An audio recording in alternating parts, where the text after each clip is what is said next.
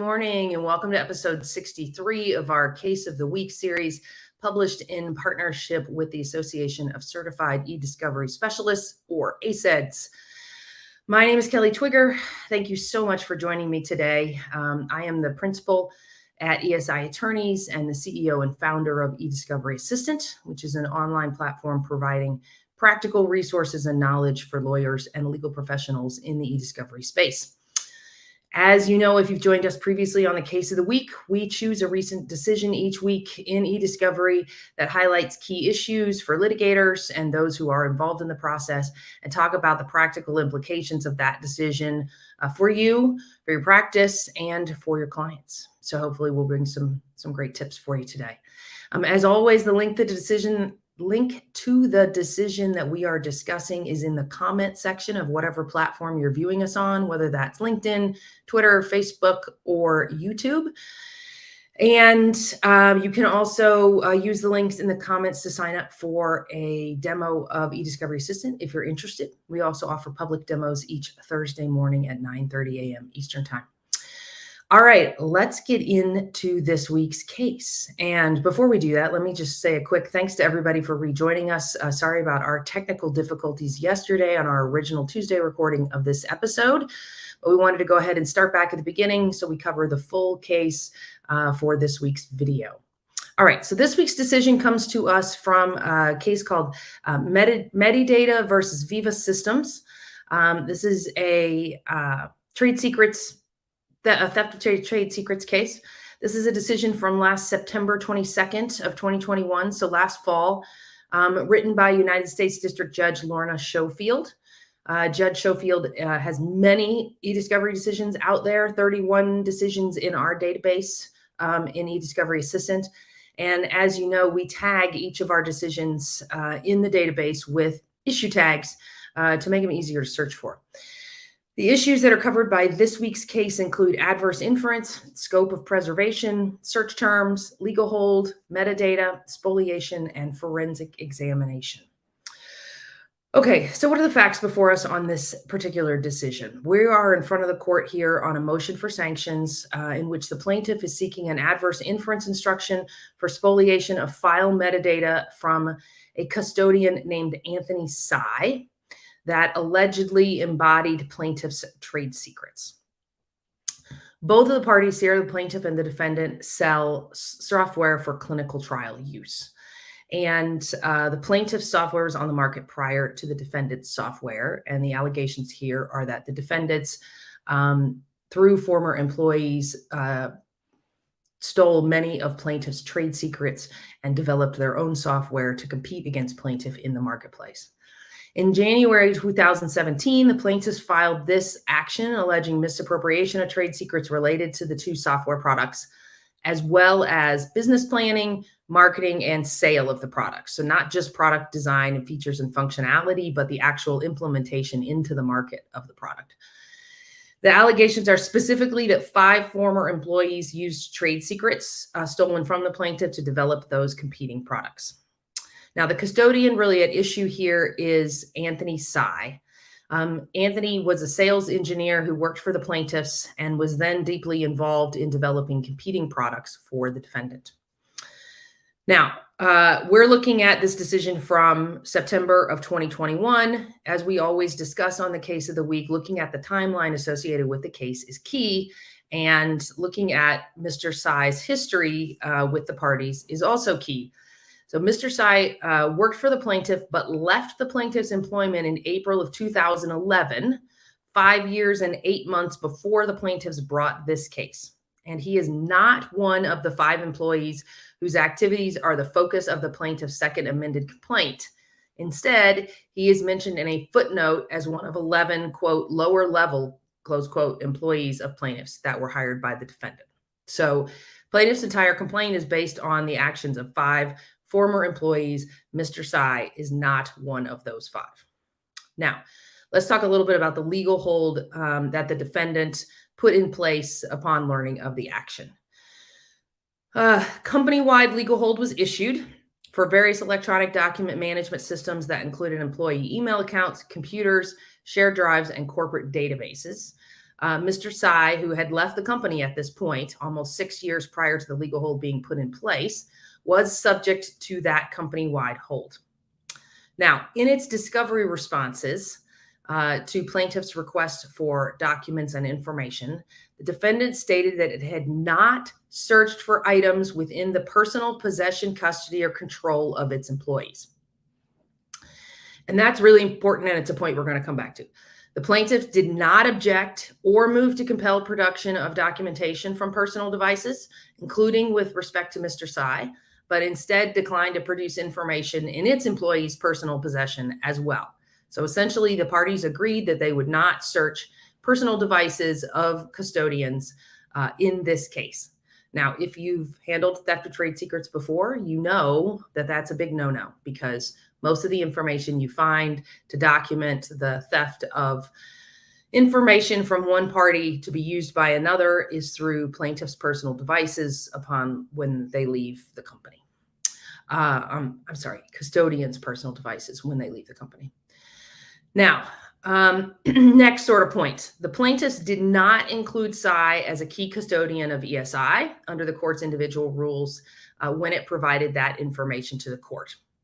So 𝐒 not listed as one of the 5 former employees who really provided the bulk of theft of trade secrets stolen from the plaintiff, but listed as a lower level employee, was included on the legal hold, had left the company 6 years prior, and was not listed as a key custodian by the plaintiffs in information submitted to the court. That's where we are factually. Now, July 2019, let's fast forward to 2 years after the filing of the complaint. 8 years after 𝐒 had left the plaintiff's employment, the defendant finally questioned 𝐒 and learned that he had retained hundreds of thousands of plaintiff's documents, referred to in the decision as the retained files, on a personal networked storage drive maintained on his home computer network. And that drive is referred to as the 𝐷-Link drive in the decision. The defendant, after learning about these documents, immediately directed Mr. 𝐒 to hold the documents and to copy the drive. And the copied drive was delivered to an eDiscovery service provider that was retained by the parties. 1 month later, after the drive had been delivered to the service provider, the defendant learned that Mr. 𝐒 had also copied the files from the drive to another drive on his home network called the Q&P drive. Mr. 𝐒 had moved files from that drive to a SanDisk USB drive for transmission to an electronic discovery vendor. And then he reset the operating system of his personal iMac, one of 3 computers that he had used to access files on the QNAP drive, with the other 2 being work laptops. Okay, and by virtue of resetting that operating system, that's where we're going to find loss of metadata being preserved on the drives themselves. Okay, then what happened with forensic analysis of the drive that was transmitted to the eDiscovery service provider? That analysis indicated that Mr. 𝐒 copied files onto the 𝐷-Link drive in the 3 weeks before his departure from the plaintiff. 2, that Mr. 𝐒 used the defendant's laptops to access the retained files on the QNAP drive from 2005 to 2017, the period in which defendant's products were under development. 3rd, that the file metadata for the folders and files on the QNAP drive were lost when 𝐒 transferred those files to the USB drive. And 4th, when 𝐒 reset the iMac, file metadata on the iMac showing what files he had created, accessed, or modified on the QNAP drive via the iMac were lost, along with file metadata showing the dates and times of access. So it's that metadata that was lost in this reset of the operating system that is the issue for spoliation on this sanctions motion. Now, when Mr. 𝐒 was finally deposed in November of 2019, he testified to 3 different points. First, that he had kept the retained documents after leaving the company in 2011, so no dispute there. That he copied the retained documents from the QNAP drive to the USB drive in order to provide that information to the party's eDiscovery vendor. And 3rd, that he subsequently deleted the retained documents from the QNAP drive without any instruction from either party. Following that deposition, after the close of discovery, the plaintiff moved for sanctions for failure to preserve the metadata from Mr. 𝐒𝐲's personal devices. Now, we've talked already about the facts here. I'm sure you're chomping at the bit because you know already where the issues lie for the plaintiffs on this motion. Okay, so what's the court's analysis? Well, we're talking about a failure to preserve. So the court begins with an analysis of Federal Rule of Civil Procedure 37E, which provides for sanctions for failure to preserve ESI. It does feel a bit like on our case of the week that we cover Rule 37E weekly. And I think that in large part, that's because that seems to be the de facto provision for seeking sanctions under the federal rules for most parties, whether it fits or not. Here, it is the correct section to be under, but we're going to find that the standard of intent to deprive and prejudice are too high for the plaintiffs to be able to meet. As we know, under Rule 37E, if the court finds that electronically stored information should have been preserved in anticipation or conduct of litigation, or it's lost because a party failed to take reasonable steps to preserve it, it cannot be restored or replaced through additional discovery. The court can, upon finding of prejudice to another party, can order measures to cure the prejudice, or only upon a finding that the party acted with the intent to deprive another party of the information's use in litigation, may presume that the information lost was unfavorable to the party, instruct the jury that it may or must presume the information was unfavorable to the party, i.e. an adverse inference instruction, or finally dismiss the action or enter a default judgment. So that's what Section E in Rule 37 lays out for us. Those are the elements that the plaintiffs need to meet in order to be successful in their motion for sanctions. In looking at that section of the rule, the court also cites some additional authority that I think is useful for us here. The court looks specifically at the advisory committee notes and issues this quote. The advisory committee notes on Section E2 of the new rule make clear that the new rule rejects cases that authorize the giving of adverse inference instructions on a finding of mere negligence. Close quote. The court also notes that that litigants in the Second Circuit who are seeking sanctions under Rule 37E2 now have the burden of proving that intent to deprive rather than ordinary or gross negligence, and that the burden is on the party seeking sanctions to prove the elements of a spoliation claim by a preponderance of the evidence. So those are all key points in a follow-up when you're writing your motions for sanctions, that you want to include all of those aspects as well for the court to be considering. That really just tells you the height of the bar with regard to intent to deprive, right? We're not talking about mere negligence. We're not talking about gross negligence even, which is the highest standard when it comes to negligence. So no negligence is going to meet the intent to deprive standard. And as we talked about on Case of the Week, typically to meet that intent to deprive, you need physical actions taken to destroy data, knowing that it will be keeping it from the other side. All right. The court then looks at the elements of Rule 37E and holds pretty perfunctorily, I'll say, that the plaintiff really failed to show the intent to deprive by the preponderance of the evidence that's required to justify an adverse inference sanction here. And the court really looks at 3 points that support its assessment. First, it talks about the fact that Mr. 𝐒𝐲 was very involved in the development of defendants' products and that he used certain retained documents, allegedly embodying unspecified trade secrets during that period. Second, that 𝐒𝐲 deleted the plaintiff's files from the QNAP drive after transferring them to the USB drive. And third, that 𝐒𝐲 reset his personal iMac, thus preventing recovery of the file metadata on that device and preventing the plaintiffs from knowing the true extent to which he had accessed those retained files. The court found that even with those elements present, the inference of intent was really not supported by the facts, and that there was no ability to infer that the defendant instructed 𝐒𝐲 to delete the metadata, which is what the court believes would have been required for the intent to deprive. Along those lines, the court found that the plaintiffs really ignore that the defendant took multiple steps, including company-wide and personal legal holds to preserve documents and metadata. Also, that the spoliation took place after the defendant had learned of the retained documents on 𝐒𝐲's personal devices, and the defendant had then instructed 𝐒𝐲 to preserve and immediately notified plaintiffs. So really, the issue comes down to, should someone have supervised 𝐒 with regard to the actions that he took on the data? And I think that's something we'll discuss in the takeaways. The court also noted that there was no evidence that the actions that were taken by Mr. 𝐒 were at the instruction of the defendant. Instead, Mr. 𝐒 testified that he transferred and deleted the files on his own initiative without direction from either party. And so the court really comes to this conclusion, quote, plaintiff's evidence is too tenuous to find that it more likely than not that defendant took any action with respect to the file metadata other than preservation, much less that defendant acted with the intent to deprive plaintiffs of that information. An adverse inference is unwarranted, close quote. The court was also unswayed by the plaintiff's argument that the defendant should have identified Mr. 𝐒 as a potential custodian at the outset of the matter and inventoried his personal devices.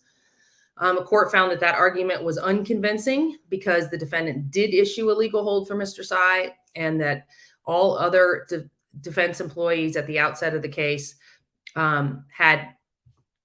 nobody had any inkling of the retained documents, and both parties agreed that they would not search personal devices for discoverable information. And I think that this is a key quote for purposes of those of you defending sanctions motions with similar conduct from the defense here. And this one's from the court. Viewed without the benefit of hindsight, defendants' actions are consistent with the normal discovery process in complex civil litigation, in which general document and holds are imposed on party employees, and then a huge number of attorney hours are expended reviewing millions of documents from dozens of custodians. Defendant's conduct was reasonable and consistent with its discovery obligations and does not show negligence, much less any intent to deprive plaintiffs of discoverable information, close quote. So that's really a standard to take away in terms of drafting your motions, to use the language from this decision and other persuasive decisions from your jurisdiction with that similar sort of step-by-step analysis under Rule 37E. Finally, the court rejected plaintiff's last argument, which was a position that they were entitled to information retained on Mr. 𝐒's personal drives and iMac, as, quote, courts have repeatedly found that employers have control over their employees and can be required to produce documents in their employees' possession, close quote. The court acknowledged that that statement is true, and that's one that becomes a big sticking point with a lot of chief legal officers, is that they believe they don't have control over their plaintiff's personal information, and that is not correct. The court acknowledged that while its statement is true, the parties really obviated that position by agreeing not to ask their employees to search their personal devices for ESI in the ordinary course. When plaintiffs failed to object to that practice or move to compel production of that information during discovery, they shot themselves in the foot with regard to that argument before the court. Okay, so what are our takeaways? Well, we've got a few here because, this is a theft of trade secrets case, and those of us who get into eDiscovery on a regular basis know that the very first element of finding information to support a theft of trade secrets claim is looking at the personal devices of former employees who may have taken information.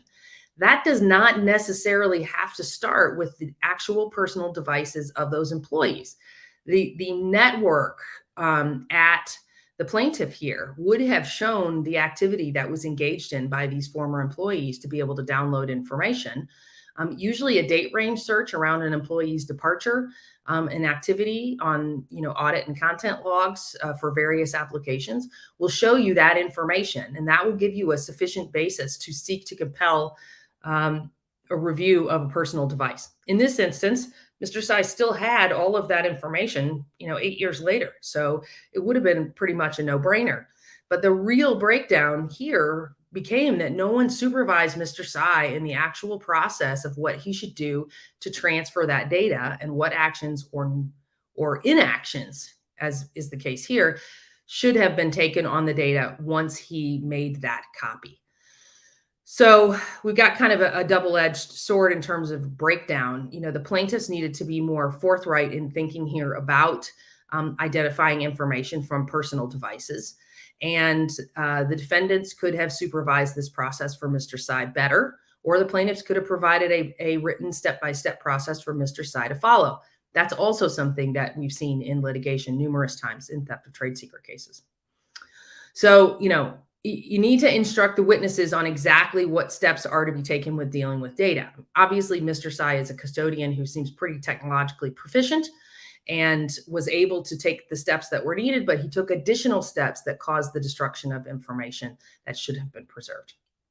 Now, decisions like this to avoid personal devices are very dangerous, specifically in theft of trade secret cases or in IP cases, but in more and more cases, we're finding that personal devices are implicated, whether that's just cell phones, whether it's iPads, whether it's other mobile devices.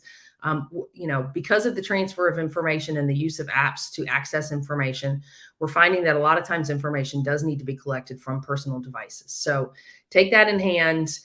There are ways to instruct your employees on communication for corporate purposes that would not implicate their personal devices in the situation of litigation, but it requires thoughtful planning and practice. Okay, Rule 37E on failure to preserve continues to be a high bar to meet for crippling sanctions because of that intent to deprive standard. Know that going in. It really feels like in this particular case that there's more the plaintiffs could have done to set up this sanctions motion. And that's going to take us back to one of our other tenets here on Case of the Week, which is plan, plan, plan. And you've got to get that discovery in early. You've got to understand the decisions that are being made by the other side. And you've got to think thoughtfully about what those decisions are and the impact that they're going to have on your case going forward. The potential for getting caught up in the hamster wheel of discovery and moving things forward. And we don't learn a lot of these things until we sit down to try and prepare for a deposition and realize we don't have all the data that we need. So you've got to be more proactive. You got to think constructively about what you're going to do going forward and get a team in place that allows you to handle the data that you need quickly and efficiently so that you can be prepared not only to handle the depositions and discovery going forward in the case, but to be able to respond to the decisions being made by producing parties. All right, that's our Case of the Week for this week. Thank you so much for joining me. We'll be back again next week with another decision from our eDiscovery Assistant database. If you are an 𝐒𝐾𝐲 member and interested in using the eDiscovery Assistant platform to study for your 𝐒𝐾𝐲 exam, there is a trial available for you that you can access through the 𝐒𝐾𝐲 portal. If you are not an 𝐒𝐾𝐲 user but interested in trying out eDiscovery Assistant, you can log on to eDiscoveryassistant.com and click free trial in the upper right-hand corner. Or you can reach out to us at support@eDiscoveryassistant.com if you're looking at exploring a platform for your organization on a wider basis. Thanks so much. Talk to you soon.